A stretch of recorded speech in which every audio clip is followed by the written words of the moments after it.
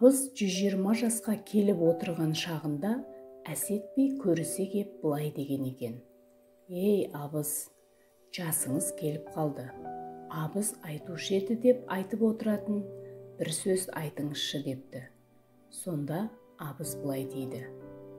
Ата-ананың қадірін балалы болғанда білерсің. Ағайынның қадірін жалалы болғанда білерсің. Балалықтың қадірін саналы болғанда білерсің.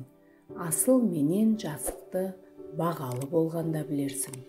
Бостандықтың қадірін жабылғанда білерсің.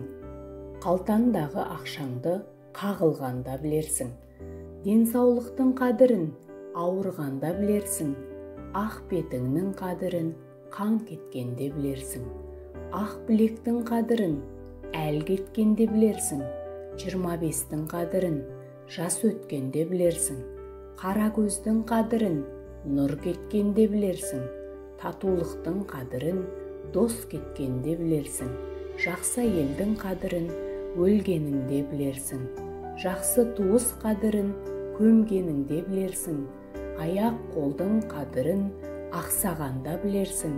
30 тістің қадірін қақсағанда білерсің.